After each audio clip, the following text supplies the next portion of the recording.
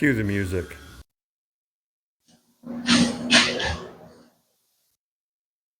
You know them videos you see, or the parts of TV shows you watch, restoration shows, custom car building shows. This is too high. Ah!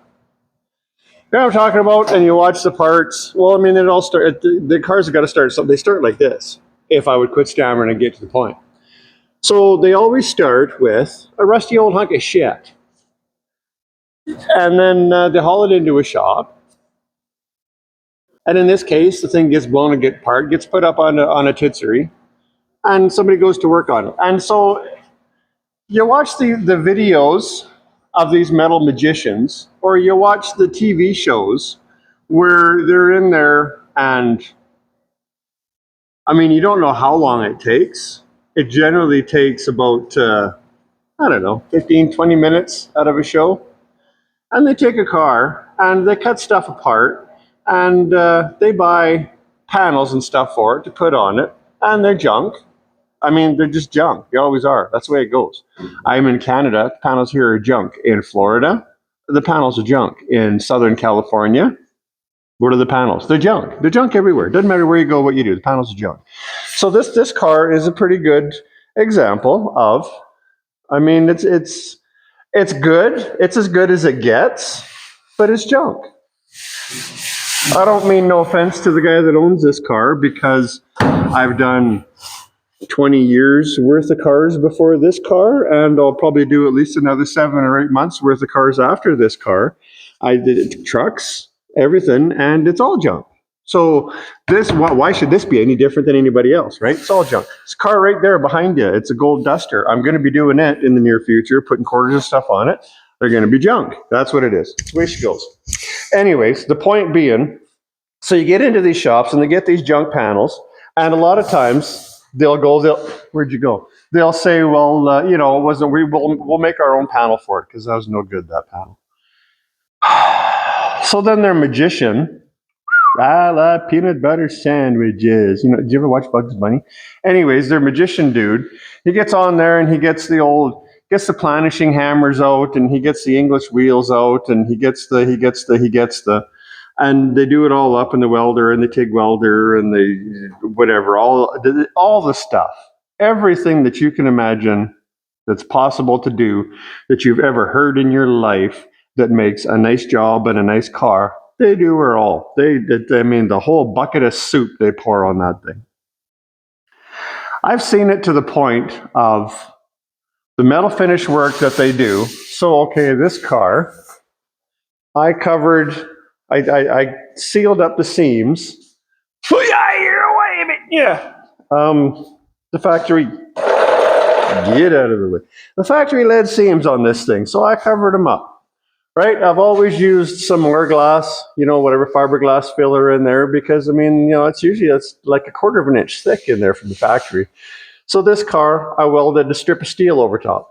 It's painted and coated in behind this strip of steel. Then I've, butt welded it to the edges in there. And now it's sealed up. Sealed up there, sealed up in the window. Yeah, the seam's gone. There'll be a little filler over it. Ain't a 1/4 of an inch of filler in there no more. So I done that to this car. And that's ready to go as far as I'm concerned.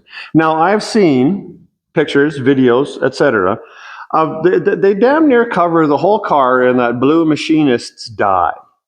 If you've watched enough of these videos, you've seen it. They use it for gapping. They've used it for, but I've seen them cover entire areas on a car with that shit, whatever it is. I don't know. I don't use it, and I ain't gonna use it.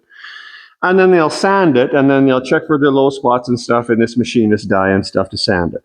So they'll do a whole car like that. And let me tell you something, Johnson. When they're doing that to a car, somebody is paying them, I'll bet you, upwards of 700, 800, 1,000 hours. Maybe not 1,000 hours, but somebody is probably paying them 600 to 800 hours of metal work.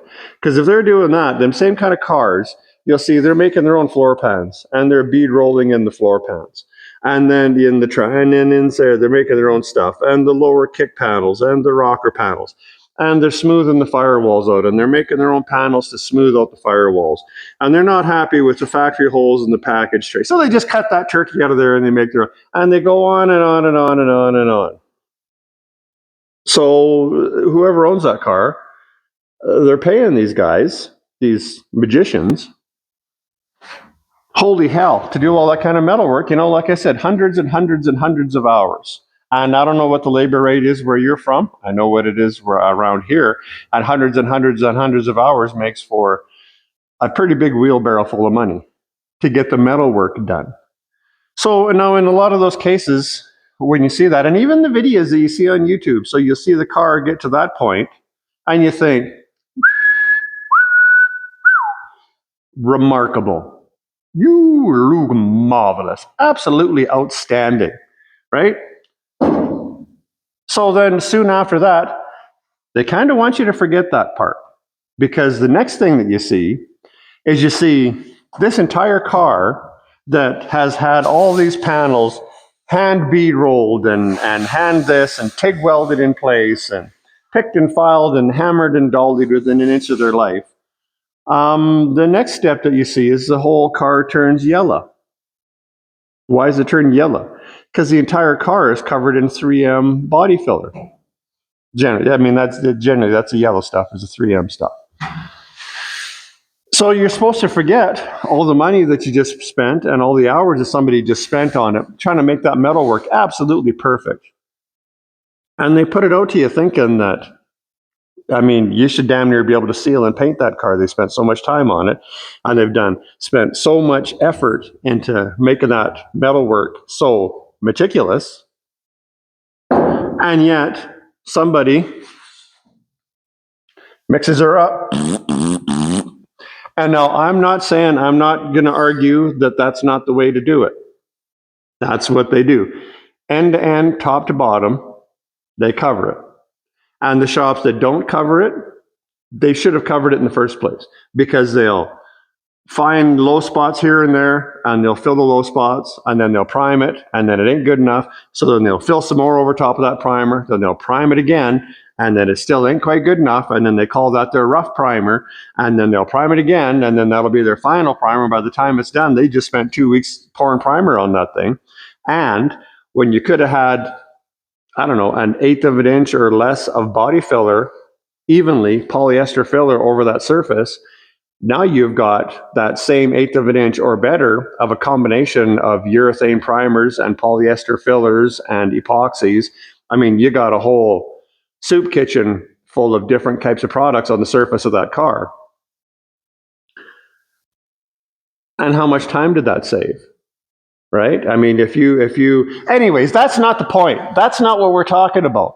I'm talking about the fact that you just paid somebody $78,000 to do all that metal work on your car to make it as perfect as they can possibly make it. And then now some dumb son of a bitch over in the body shop, who's not a dumb son of a bitch because he's doing what he's told and he's doing what they got to do, he just covered the car in body filler, and now he's going to get out his big amazing blocks that he spent $7,000 buying them off of some other TV dude to sand the whole car down and clean the filler off of it, and then put some primer on and start blocking out the primer.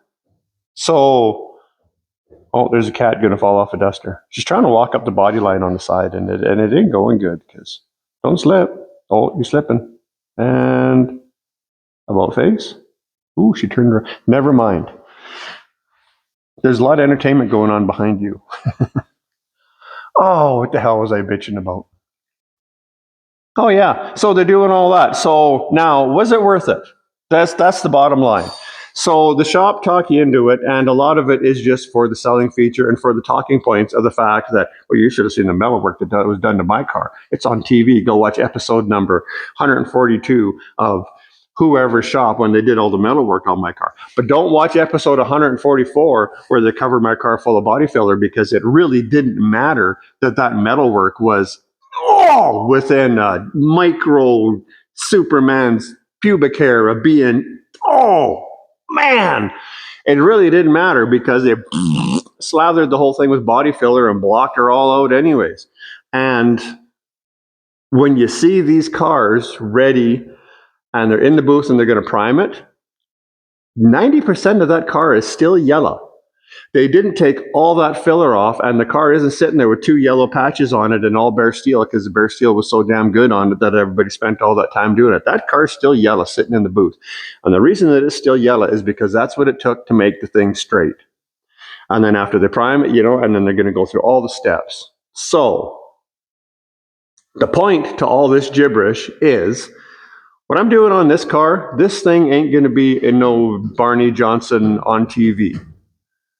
I'm not saying that it's not going to be good enough for that, because I can't help it, but when you do the process correctly, and if you have some pride in your work, you wind up with a hell of a nice product at the end of it. And a lot of it comes from the due process that you're doing and the techniques that you're using and the products that you're using. And it isn't any less work to make something look like a hunk of shit than it is to make something look like something that other people are walking across the parking lot to go and look at. It isn't any less work. It's just the techniques, and mostly it's the techniques and the text. It's not magic. It's like Boyd Coddington always said. Boyd, Boyd, I don't give a shit if you like Boyd Coddington or not. I do. And he used to say, he said in in interviews and stuff, when he was being honest, it's not magic. It's work. It's just work. It's not magic. There's nothing magical about it. It's a job and it's a task and it's work to do it. The only difference is it's a different task than an electrician does, than a plumber does. It's a task and it's work. That's what it takes to make them nice, is it's work. Have I danced around enough points here to kind of make this into irrelevant cyberspace or something? Point that I'm getting at, though, where this all started from is it really worth it to pay somebody all that money to make you a bare steel piece of jewelry when the next guy is just going to come along and he's going to put that bare steel piece of jewelry, he's going to stick it in a velvet box. And everybody wants to see the velvet box. Nobody is ever going to see that piece of jewelry that's underneath. This car.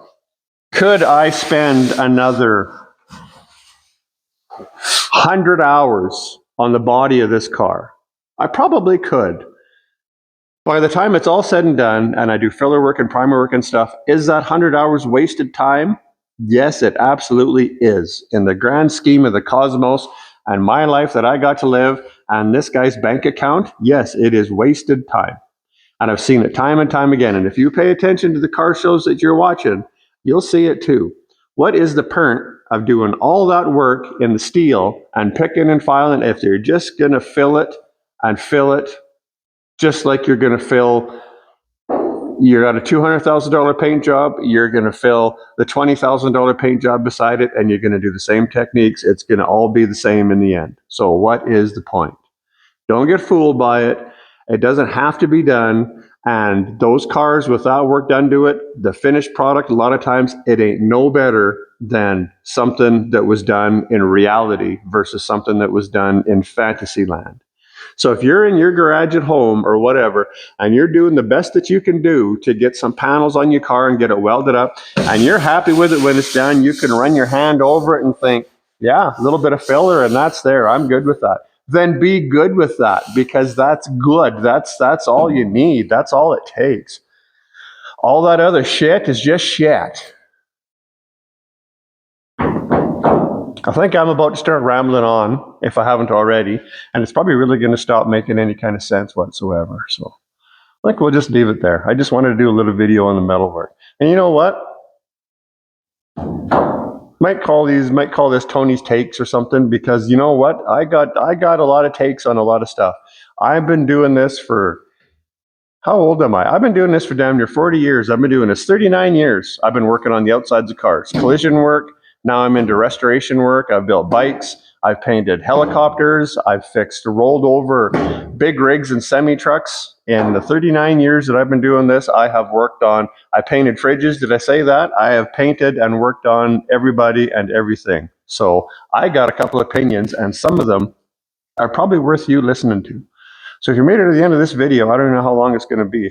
Oh, the guy didn't sandblast that very good. I'll have to clean that off of the machine. Huh. Son of a bitch. Thanks for watching.